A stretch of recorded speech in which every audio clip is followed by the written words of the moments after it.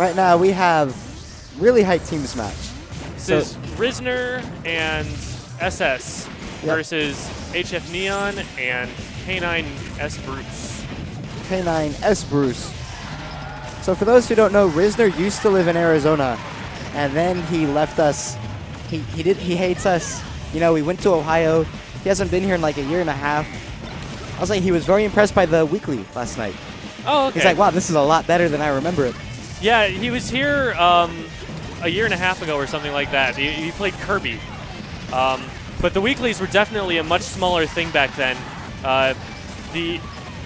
Obviously, the documentary and EVO has greatly improved our scene, as it has with every scene, as far as I've heard.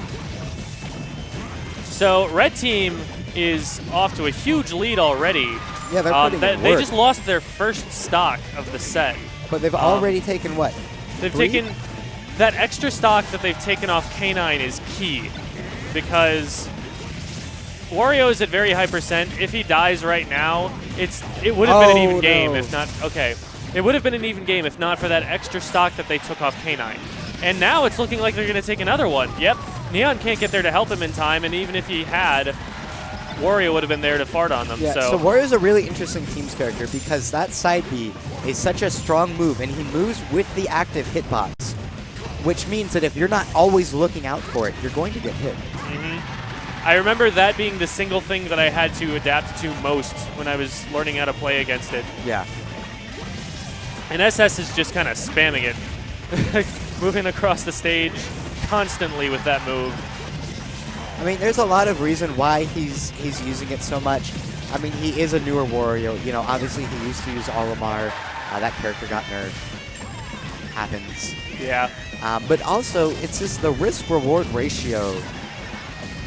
If he hits a shield, it's heavily punishable. However, whiffing it, he's more or less safe because you can jump after it. I see. So it's actually the sort of move where you don't want to avoid it, you actually want to shield it in order to punish it. Interesting. Yeah. So they've both got SS off the stage, and Rizner's having a lot of trouble getting in to help him. And really, that was a really good foot. Got K9 off stage.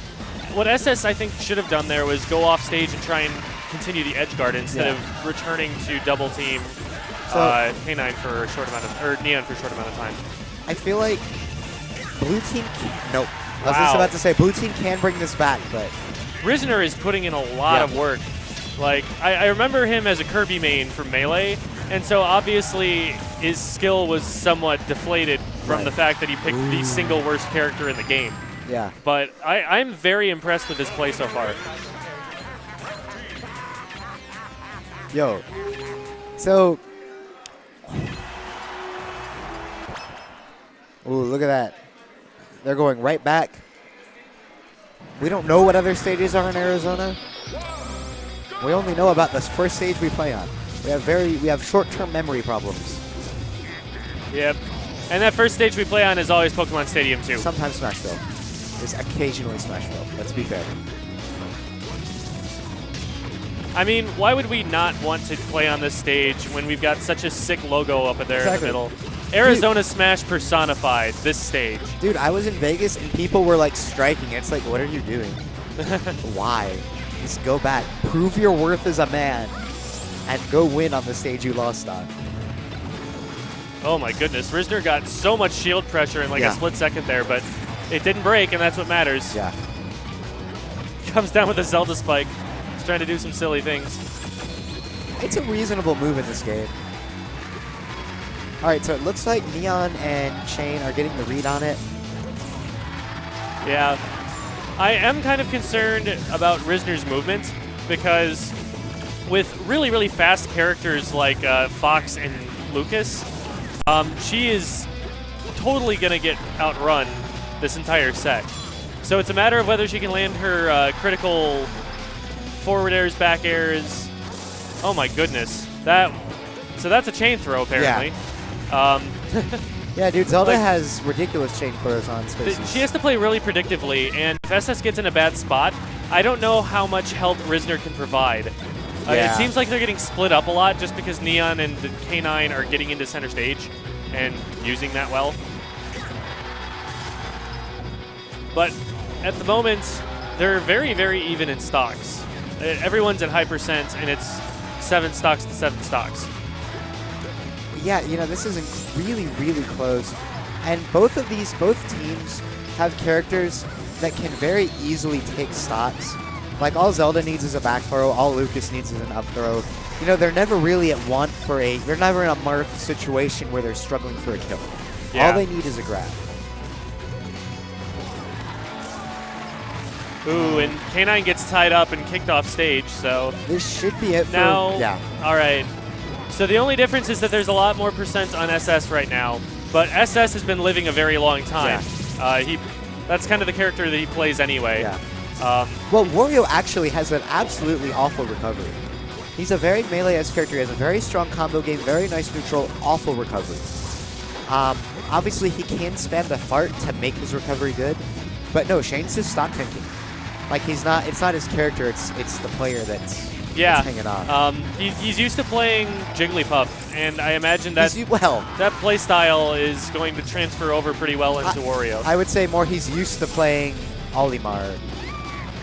And Olimar, see, when you play Olimar in Brawl, you can't get knocked off the stage.